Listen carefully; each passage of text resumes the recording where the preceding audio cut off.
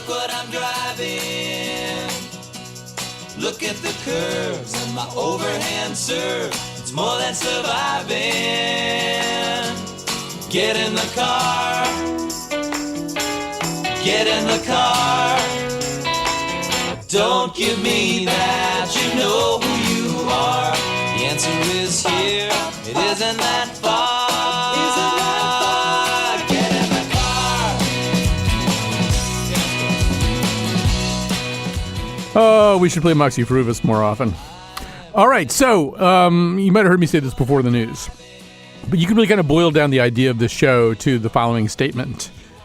Most of us treat our car as kind of an extra room of our house. It just happens to move around. It's on wheels, but, do a lot of things there.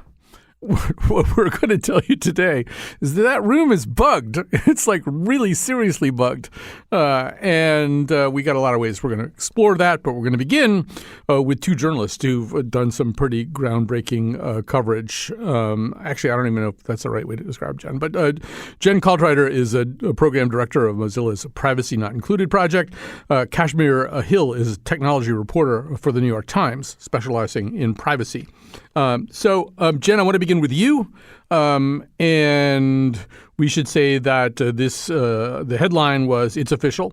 Cars are the worst product category we have ever reviewed for privacy." So maybe we should begin there. You look at privacy policies and the playing out of those privacy policies. That's your job. And you and your colleagues were nonetheless shocked when you took a deep dive into the privacy policies of the modern automobile. Say why that would have been. Well, hello, and thanks for having me. Yes, I do read privacy policies for a living. Yes, you should feel sorry for me, but I do it for you guys. And yeah, when we started reviewing privacy for cars last year, we just didn't really know what to expect. We kind of went in, one of our readers had recommended looking at cars to us in 2022. And so we said, okay, in 2023, we'll do it. And we should say, was this the person in Sweden who actually, because they have no daylight, actually did some investigation because they were bored or something and found something? Yeah, shout out to Robert in Sweden for bringing to light the fact that cars and privacy were a huge problem. And, we, like I said, me and my team of other two, Misha and Zoe, shout out to them, started reading the privacy policies on cars. And we didn't even know where to start, because turns out that, you go to, your fitness tracker's page and there's a privacy policy at the bottom and you read it if you want. It's pretty easy. With cars, there's literally, for Toyota, I think we found 12 before we stopped trying to discover all the privacy policies that there were. And we were like, holy cow, it took us just almost a month to kind of wrap our head around, what is this even like? And then we started reading the privacy policies, and we had to narrow it down because we couldn't do everything. And we read the privacy policy for the car companies, the connected services the car companies offer, and the apps. And it was bonkers.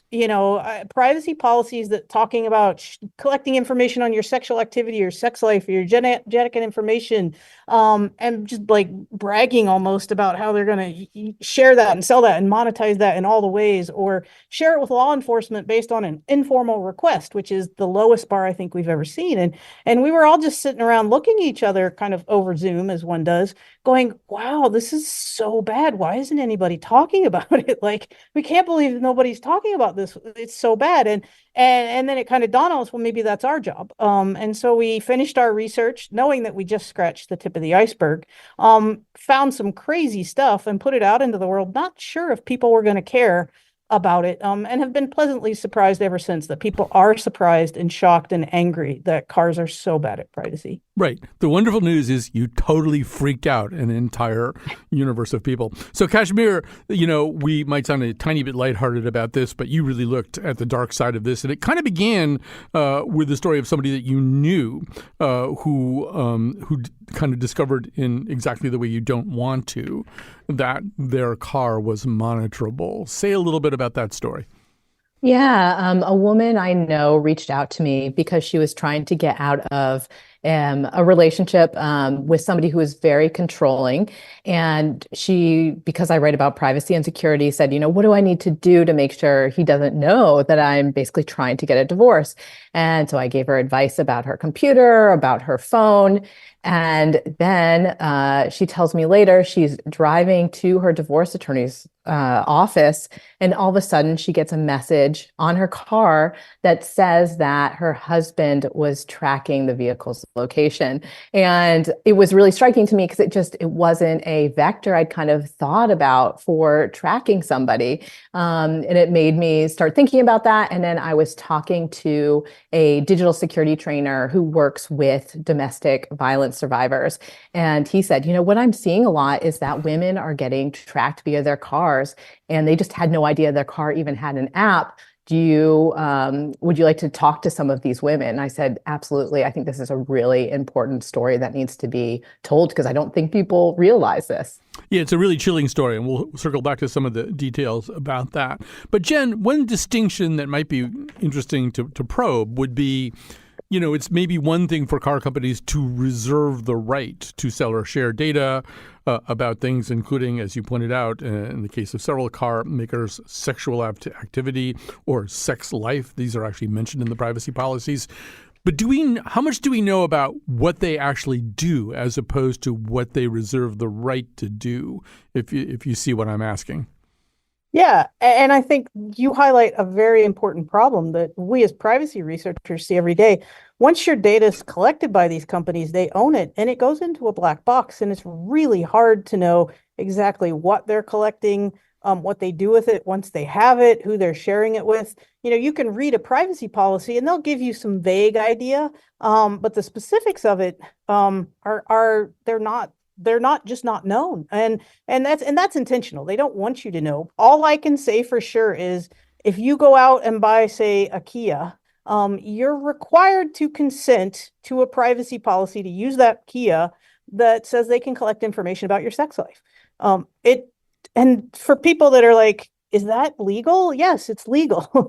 Is it okay? No, it's not okay. This should not be how it works, because most people don't read a privacy policy on a car before they buy it. And after you bought a car after the fact, there's just not a lot you can do to change they say that they could do that.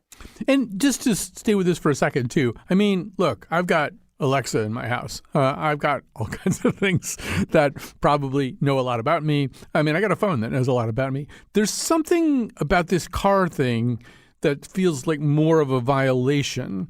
And we're going to talk later in the show to people who kind of specialize in the psychology of our relationship to cars. But maybe it's also like, I know Alexa might be up to something, and I know my phone is full of stuff. Is it just that we just, as you said earlier in the interview, we just weren't really thinking about cars that way? Yeah, I mean, I would think that it's for me personally, it's a couple of things. We don't buy cars that often.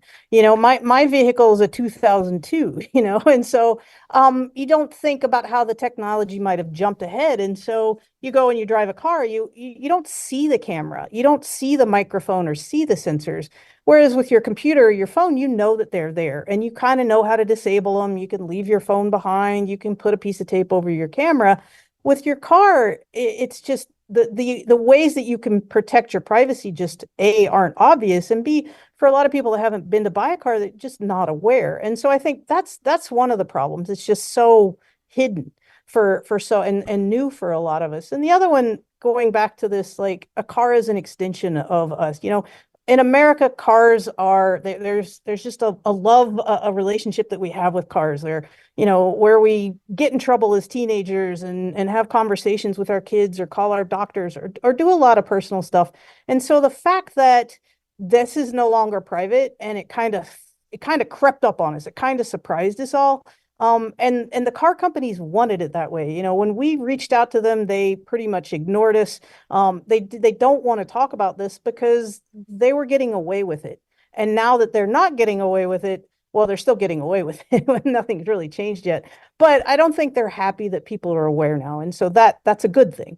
Right. And if anybody would like to buy Jen's 2002 car, which probably is not capable of collecting as much information as my 2021 Subaru, which tells me sometimes if it thinks I'm not looking at the road. I mean, it is watching my eyes. It has made that absolutely clear to me. And as you've pointed out in your piece and a little bit today, location, driving habits, including speed and braking, medical and genetic information, sexual activity, voice and camera data. Your weight can be measured by seat sensors, the songs that you listen to. It's all part of that privacy policy. They reserve the right to it. But Kashmir, this really does get genuinely scary at a very, very visceral and interpersonal level in the area that you've been writing about. You wrote about a woman who was trying to get out of a bad relationship, and it was a marriage, and she started occasionally seeing a strange new message on the display in her Mercedes about a location-based service called Embrace. I guess that's how you're supposed to say it. So pick up the story there. Explain what turned out to be happening. Exactly. And this is a different person than who I was talking about earlier, but this woman is named Christine. She lives in Louisiana. She had been married for 10 years. Her husband had changed. He'd become violent with her, was abusive. She decided to end the marriage, left him, ignored the hundreds of calls and text messages from him. She was just trying to completely cut off contact, get a divorce. And then she starts seeing this message on the screen in her Mercedes that a location-based service had been turned on. The second time she saw it, she took a photo of it. She looked it up online and realized it was part of this app called Mercedes Me that was connected to the car. And it let him see in real time where the car was. And she didn't know that this app existed, that it was possible to find the location of the car. So she called Mercedes and she explained the situation. She said, hey, I'm divorcing my husband. He is abusive. I have a restraining order against him. We're in divorce proceedings. The judge has awarded me sole use of the car. And Mercedes basically said, I'm sorry, we can't help you. He is the owner of the vehicle. And she was working with a detective who was investigating her husband for stalking and violation of the protective order. The detective told me she contacted Mercedes multiple times, and they just couldn't get Mercedes to do anything to cut off her husband's access to the car, access to her movements. And eventually she ended up going to a private mechanic and paying $400 to have him kind of disconnect the hardware in the vehicle that was allowing this tracking. It also turned off her car's navigation system and a kind of emergency service for this button she could press to get help in case of an emergency. But she said, I don't care. I just didn't want him to be able to know where I was. Because at one point he actually turned up outside of a male friend's house when she was over there one night. And she was actually very afraid for her safety in her life. Yeah, I mean, one of the moments the hair stood up on the back of my neck is that thing one night when she visited a male friend's home, her husband sent the man a message with thumbs up emoji. It's like, I'm watching you. And there is a certain paradox that in order to get rid of the thing that allows your ex-husband to put you in danger, you have to turn off the thing that you could use to call for help if you had an emergency. But there we are. And Jen, to that point, I think a lot of people are listening right now and going, wait a minute, I bought a car in the last 5 years. I don't remember ceding any of my privacy rights at all. How or when did that happen? So help us explain how it is that we somehow or other have surrendered some of these rights. Yeah, it's interesting because, when you buy a car, part of the buying process isn't for the car dealer to be like, here's our privacy policy, and here's this privacy policy, and here's this privacy, here's the 18 privacy policies that cover everything. Read through them before you sign on the dotted line. That just doesn't happen. And most people don't know that they should do that. And then you read the privacy policies that do exist. And Subaru stood out to me because it mentioned how, consent, when did I consent to this? Well, according to Subaru, the moment you get in a Subaru is when you consented to as far as I could tell, the moment you got in the Subaru is when you consented to their privacy policy and all their data collection. And a lot of privacy policies that we read had lines that say, hey, it's your responsibility as the driver of this car to let people know of these privacy policies. And as you know, every time you pick up your buddy to go to the movies, you sit outside first and read the privacy policy for 15, 20 minutes before you go to the movie, right? That's what we all do. It's not. And so, it's this, it's just kind of laughable that, they have these privacy policies with really broad data collection and consent and sharing with third parties, selling, sharing with law enforcement that nobody's seen. But they say, I read a quote from a person, an exec from GM that said, oh, we never do anything without people consenting. They've consented to this. And pretty much everybody who's driven a car was being like, I don't remember consenting to that. When did I consent to that? And that's part of the problem, is there's just not a good pathway of consent. And talking about safety, the car companies say, all these features and data collection is for safety. The automotive industry group, after our research came out, wrote a memo that said, we're not spying on you, we're keeping you safe. And I want to say to them, prove it. You decouple the data collection and the monetization that you're doing from the safety features. Like, opt people into the safety features, opt people out of all the data collection for monetization. If car companies if it's really about safety, then why won't car companies do that? That's where I kind of want to ask them, but they won't talk to me. Right. And Kashmir, in your example, that woman had to make her car actually somewhat less safe in order to get rid of this other thing that was making her unsafe. And I think one of your observations here, Kashmir, is safety is kind of in the eye of the beholder. You're not that safe if some abusive person can follow your car around. Right. And I don't think that the car companies are nefarious or evil, here. I think part of this is that these are companies that for a long time just made, something that went from point A to point B, and they weren't technology companies beyond that. But now that cars are internet connected, there are all of these new implications. And with these car apps in particular, they were introduced, to be convenient for drivers. These are apps you can use to find your car when you forget where you parked, or to turn it on, remotely, and heat it up on a wintry day. And I just don't think the car companies thought through the implications, like how this could be used in an abusive way to spy on somebody, to track somebody, to harass them. I just don't think that they anticipated it. When they think about safety, they think of, are your seatbelts going to work? Is your airbag going to work? Is this car going to keep you from getting killed in an accident? So I think part of it is that they have to shift their mindset as companies, that they're now, communications providers and big data collectors. Yeah, and Jen, one thing that feels very unsafe also is that whole thing about formal or informal requests from law enforcement. I think it's Hyundai that actually uses that terminology, but apparently they all essentially have the policy. I don't know, I'm watching Fargo right now, and John Hamm plays this incredibly abusive sheriff who's trying to track down his ex-wife, actually, for very violent purposes. And so, in the world of these auto manufacturers, John Hamm can just say to a car manufacturer, or to whoever is holding that data, whoever the data has been shared with or sold to, hey, and you have any idea where this car is right now? That's a really scary idea. Most law enforcement maybe is okay, but someone who wants to abuse this can do it with really very, very few encumbrances. Yeah, it's the bar is so low, and for something that collects this much data, it should be much higher. I mean, just to give people some clarity around where we would like to see the bar be. You never want a company to give up your personal information without a court order, at the very least. Mozilla, where I work, we won't give up your information unless that they come to us with a warrant, or a subpoena, a court order. And then we say, okay, make this as limited as possible.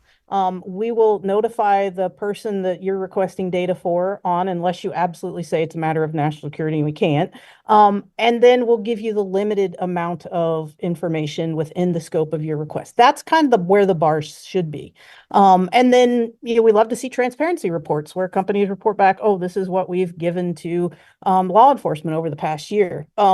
car companies don't do any of that from what we could tell. Their bar is really low about sharing with governments and law enforcement. And, most of the time it's probably okay, but you can just think of many instances, not just in the US, but worldwide, where that could be really abused. It could be really dangerous for people in certain groups. Abortion was just made illegal based on states here in the US, and that's really scary if you're a woman. And so that's something that we worry a lot about. And just to I just wanted to add on to Kashmir's point about when AirTags came out, there was a big backlash about how they could be used for stalking. And Apple responded and added some features to kind of say, okay, we're going to add some anti-stalking features to try and protect people from that. And that was good. That's what you want to see. Car companies created these features. You can create geofences, so you'll get a notification if your car goes out of a certain area. Location tracking, as Kashmir already mentioned. You can give digital keys to people and revoke them. You can limit speeds and things like that all through these apps. So there's a lot of ways that the technology can be abused by abusers. And it would be really great if the car companies would follow Apple's model and think through, oh, we didn't think how this could be used by abusers. We should go back and put in some features for anti-abuse and anti-stalking. That would be wonderful.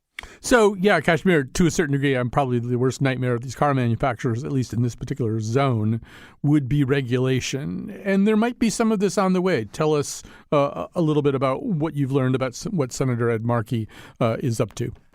Yeah, so there's several lawmakers and regulators that are interested in this, in the car industry and the information they're collecting. Senator Ed Markey did send automakers letters asking, what information are you collecting? Who are you sharing it with? Who are you selling it to? California's privacy regulator is currently investigating automakers, trying to better understand this. And then actually in reaction to the story that the New York Times that we put out about how these connected car apps can be used to track and harass, the FCC today sent letters to the automakers asking, well, what are you doing when victims of abuse come to you and ask for help? Do you have any processes or policies in place? So this is definitely an area that regulators are interested in. And I think I just think that the public doesn't understand what's happening. We don't know what information is getting collected by our cars, where it's going. And for these victims of abuse, sometimes they just don't even know that the car app exists and that this kind of tracking is possible. Right. And so, to the point of senators and other politicians, Jen, it's 2024. I believe some kind of election is taking place this year. And one of the things that campaigns are very interested in is data. They want it from firms with names like Cambridge Analytics. And I've always assumed that there's at least kind of psychographic data out there that if I'm a Subaru owner and I also, turn up in 2 or 3 other data sets, I'm probably this or that kind of voter. But this would allow them to get more granular. If they know what songs and podcasts and stuff that I listen to in my car, assembling a profile of me for election influence purposes would become that much easier.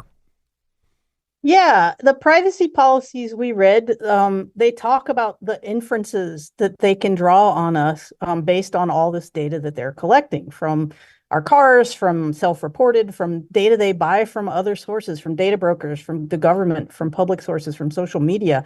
They collect all this data and they build a big profile and they make these inferences. And some of the inferences are really creepy, like inferences about your intelligence, about your abilities, your psychological trends, your predispositions. It's one thing to think about how that data can be used to sell you stuff. Go buy this pizza because, you're in the area and you seem to like pepperoni a lot. That's okay, whatever, that's innocuous. But like you mentioned, it's an election year, and how the inferences about our intelligence and our psychological trends can be used to manipulate us by very bad actors looking to drum up anger, fear, action, violence.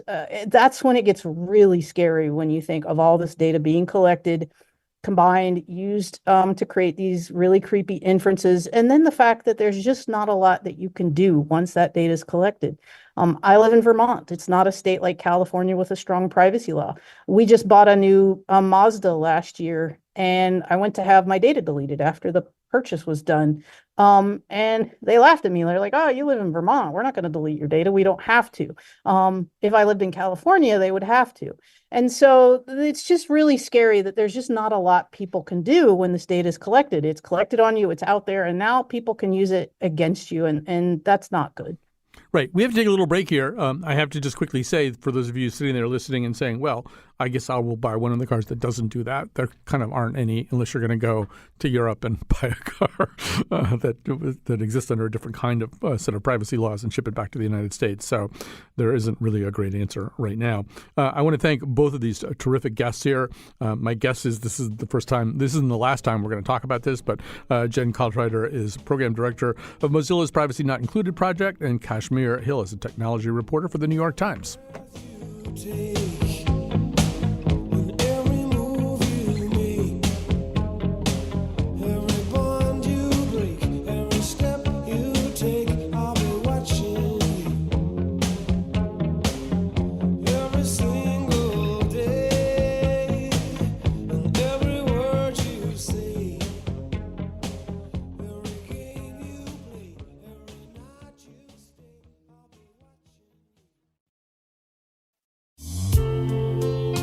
Just in cars, in our cars, pretty girls cruising after the game, watching radio. Let your baby know in cars. That's our friend of the show, Jimmy Webb.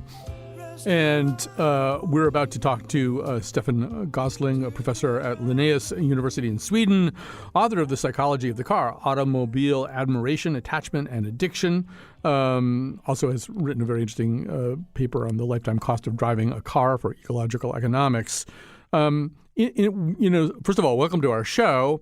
And second of all, one reason I picked that song to open the segment is it's Jimmy Webb talking about sort of all the kind of life events not really connected to driving that happen in a car. A car is where we sing songs and go on dates and put on makeup at the stoplight. And we live our lives in cars to a certain degree. And I'm guessing listening to the preceding segment, you would understand why people, starting with my technical producer, Kat Pastor, feel very violated by this idea that the car is doing things that they hadn't been told about. But I'd love your reactions to what we've just heard. Thank you. Definitely agree. It's deeply disturbing from a car owner's perspective, car user's perspective, driver's perspective. You have to remember we are growing up with cars. The car is everything. We are building co-identities with cars. You are a nobody, literally, if you can't pick up somebody for the prom with a good car. The car gives you freedoms. All of that is very important. But then there's also an outside environment that more and more people perceive as dangerous, as something that creates anxieties. And we think that the car is a good means of being protected. It's becoming a protective capsule increasingly, I think. And within this capsule, you really want to be sure that there's nothing that is a disturbance, that questions that privacy space. And very obviously what's going on now with car manufacturers and the services they are including, or rather the freedoms that they build into the car for themselves to surveillance. That is a big headache for everybody who seeks privacy and the protection that the car is. Yeah, I've always assumed that people, as they are in their cars driving, they almost seem to treat their car almost like the carapace of an insect, like the protective shell of a beetle. And to me, that explains why if somebody hits your car and just puts a dent in it and you're not injured and the car isn't really significantly incapacitated, people will get angry and freaked out, all out of proportion. And my guess has always been that it's almost as if the person hit you, not your car, because your car is such an extension of your body. It definitely is. The car is you, you are the car, right? I think there's a quote from a car movie in that direction. Yeah, definitely. The car is many things. You need to remember it's not just the transport mode. It's community. It's partner finding. It's escape. It's rebellion. It's so many different things that are related to affective and symbolic values that we often, mistake the car for something that is just a technical means of getting around, but it's not. It's much more. And when you have developed that kind of co-identity, as I call it, with the car, then anything somebody does to the car is something he or she is doing to you, and that makes us angry, I think. Yes, and we've just been told and told and told that maybe sometimes a cigar is just a cigar, but a car is never just a car. I mean, our movies tell us that, as you're saying, and in the movie Thelma and Louise, that Thunderbird convertible is the symbol of escape, is the symbol of transformation, getting out of the environment they want to get out of and into something different and potentially more dangerous. But yes, in movies like Mad Max, a car is kind of an extension of the hero's heroism. But one of the things that I've noticed here in America is that increasingly, we're going to go to B2 here, Kat, increasingly car commercials are really almost about a state of mind more than they even are about the car's ability to traverse some perilous landscape. Let's hear one of Matthew McConaughey's many Lincoln commercials, B2, Kat. Sometimes you gotta go back to actually move forward. And I don't mean going back to reminisce or chase ghosts. I mean going back to see where you came from, where you've been, how you got here, see where you're going. I mean, Stefan, that isn't about acceleration or fuel economy or safety. I don't even really know what it's about. But the suggestion is that your inner state, your mental and psychological inner state, has something to do with the car you're driving.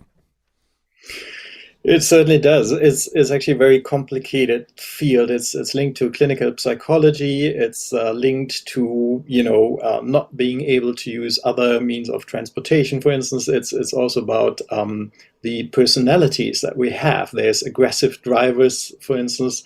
There is different types of mental illnesses that are related to driving and even the car choices that we make. And there's an even deeper level of how advertisement can appeal to personality disorders in order to make people buy a certain type or model of car.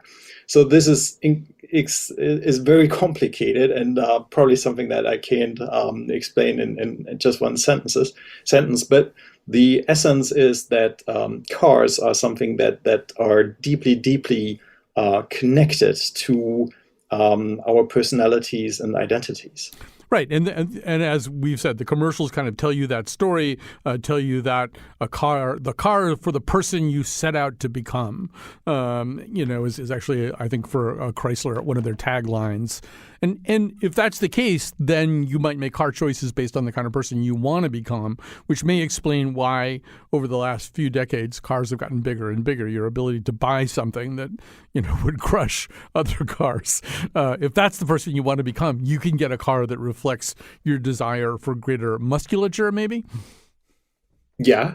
I think what the ad is really telling us is that we can extend ourselves. We can be more than we are as humans through the car. And that's certainly true. I mean, there's the whole semiotics of the car that people in traffic don't see you, they see the car. So through the car, you're communicating who you are. And there's different ways of using that to your advantage.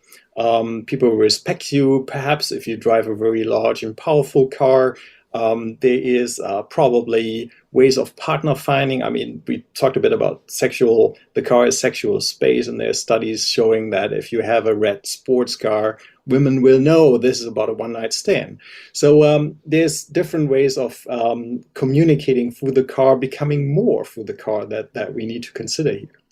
Absolutely. We should just quickly say before we run out of time that I referenced this paper that you wrote, in which you calculated the lifetime cost of driving a car in Germany, where, by the way, people drive less than we would drive here in America. But there's also the part about the cost borne by you as opposed to the cost borne by society, which is going to segue into our final conversation today. But do you want to say maybe a little bit about what you found there?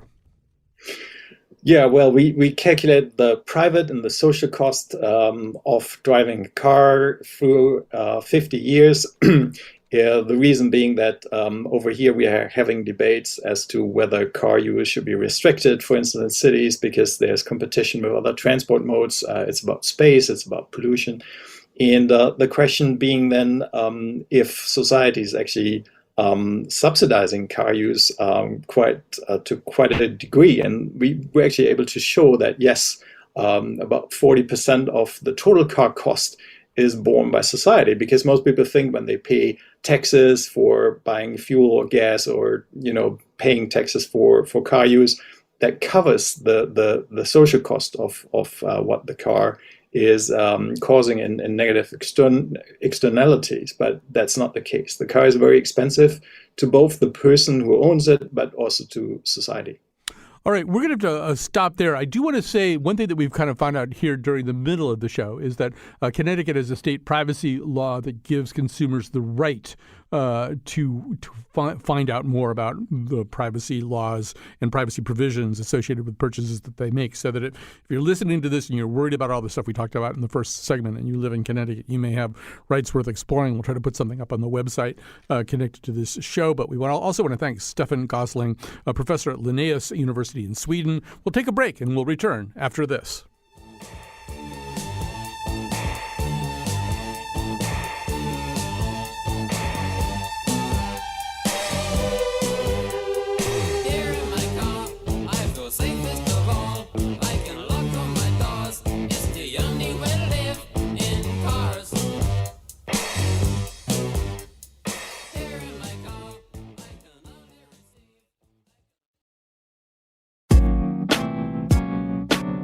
Make sure you never miss the Colin McEnroe Show by subscribing to or following our podcast on any app. It is free. The senior producer of the Colin McEnroe Show is Lily Tyson, whose boss is Katie Tolarski, whose boss is Mark Contreras, who reports to the U.S. Secretary of Agriculture. We don't know why. Back to the show. All right, and thanks to Kat Pastor. That was the voice you just heard there. She's our technical producer. McCusker the Wonder Kid is the producer of this particular episode. We're going to finish up with a conversation about another idea I'm sure you are unfamiliar with, although you may recognize many of its elements. Here to have that conversation is Ian Walker, professor of environmental psychology at Swansea University in Wales. So, Ian Walker, I've been saying straight along that as we reveal here on the air the ways in which your car may be violating your privacy, people are likely to be freaked out, shocked, upset, outraged. But according to your thinking, maybe they won't be quite so much because we kind of cut a special deal for cars. And you call this, you have a kind of a special name for this, motor normativity. Tell us about motor normativity. Oh, I wondered if you were going to take a run up at that then, and you did. So this is some work we did. I did this with colleagues in the UK, Alan Tapp and Adrian Davis. And really, it was a piece of research where the goal wasn't to find out something new or necessarily to do, hard pushing back the boundaries of science. It was really to try and ask that question, look, is this thing that we think we see real? And we were interested in the idea that maybe because all of us have only ever known a world where cars come first, and everybody alive today has only ever known that world where cars come first, we said, is this affecting us? Is this changing the way people think? And so we did a big survey where we asked people around the country a load of questions. And secretly, we did two versions of the questions. So people either got a series of questions where we asked them about driving, or we asked exactly the same questions, but we just changed one or two words so that the question was asking the same thing, but about something that was not driving. And in most cases, people's answers completely changed. You ask them a question about the harms of driving, the danger it causes or the pollution. And people say, well, yeah, that's fine. What can you do about it? And you ask exactly the same question about the harms coming from some other source, and people immediately see the problem. And so we coined this term motor normativity to try to capture the idea that just as a culture, collectively, we just share this blind spot about the problems that motoring causes. Yeah, actually, it's a good. Sorry, I was just going to say it's a good week to see it, because what have we just seen this week?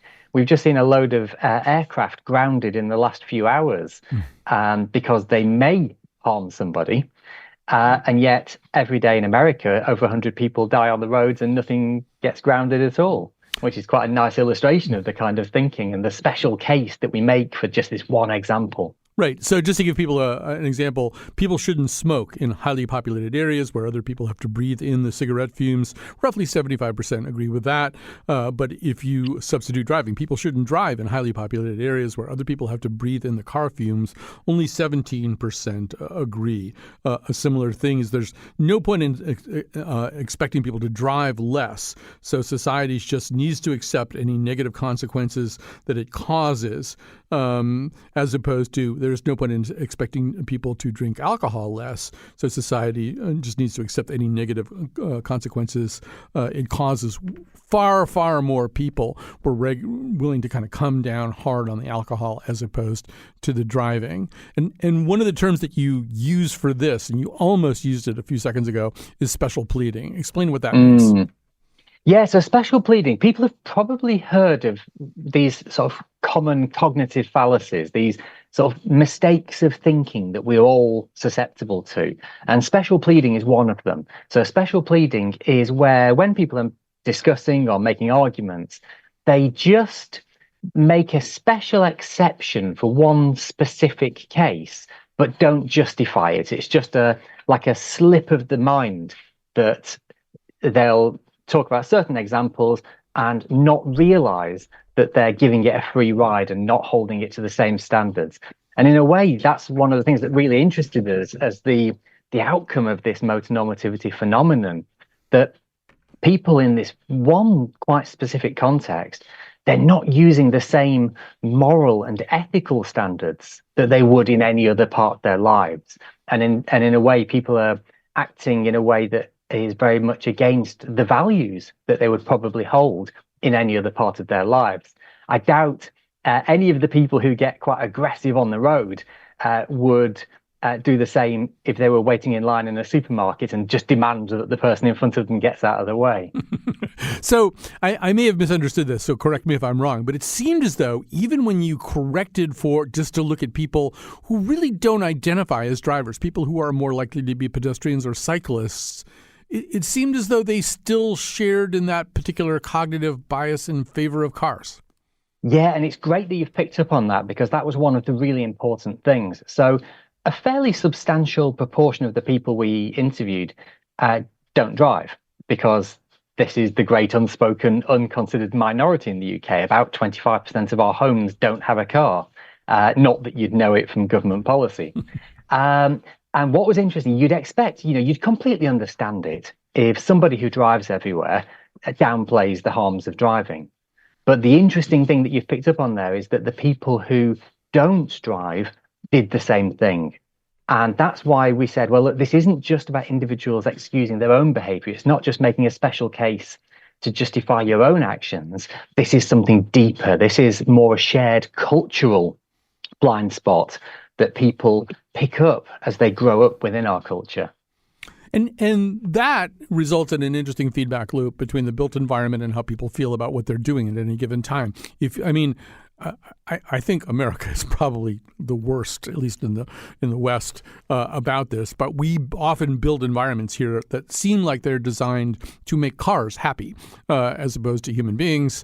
And yes, where it's inconvenient to walk, almost really dangerous and frightening to walk in some environments, and relatively easy to drive. And so that sort of keeps this conversation going, even to the person who's walking or cycling, that they really are effectively second-class citizens. They're being told that by the built environment. But I'd love you to share your thoughts on that. Oh, absolutely. And one of the things we really discussed in that paper, which people can find online if they want to search for that term motor normativity, they'll find the paper. It's all freely available. One of the things we really discussed was how the environment around us is set up to maintain this. And when we say environment, we actually mean lots of different aspects of the environment, all of which reinforce each other. So if you just go out in the street, what do you see? Well, you see other people, you see other people's actions, all of which are telling you this kind of behavior is normal.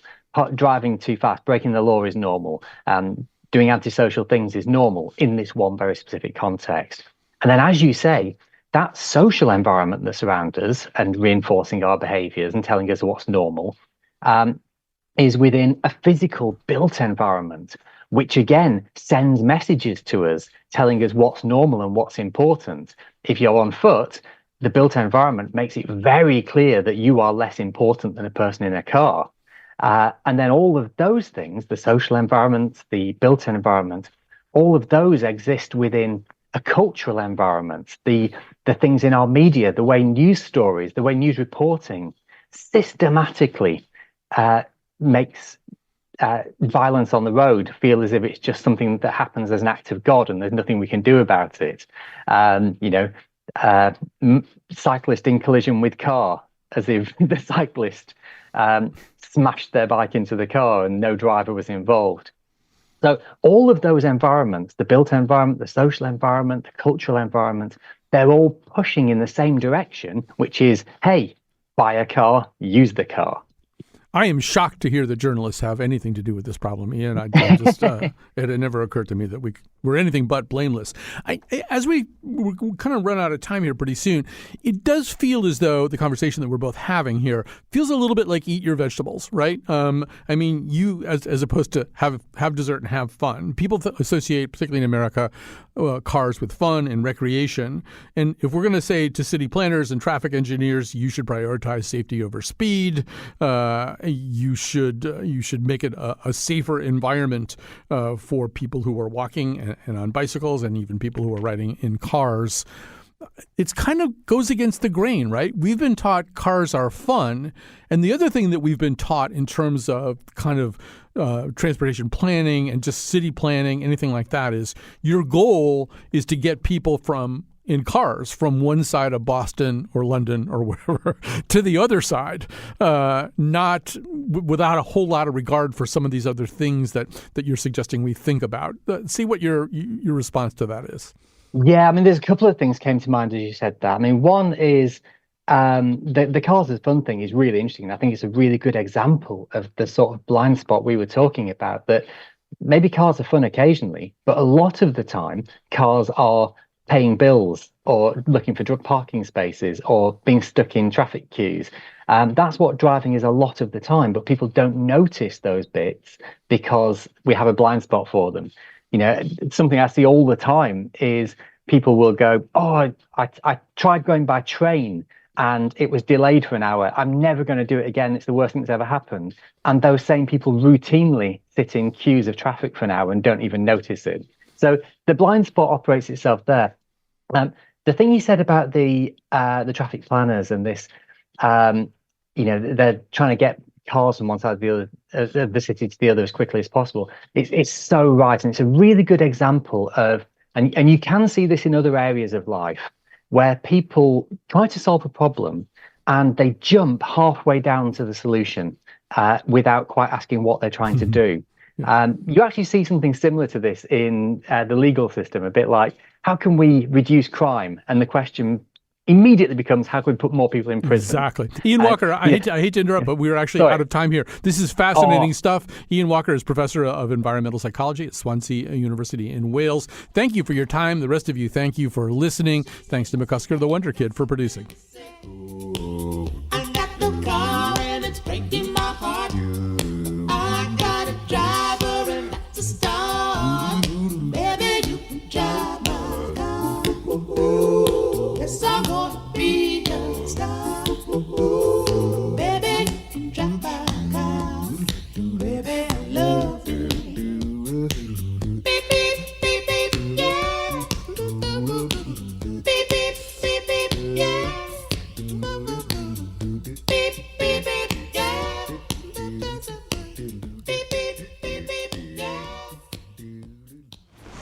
more you drive, the less intelligent you are.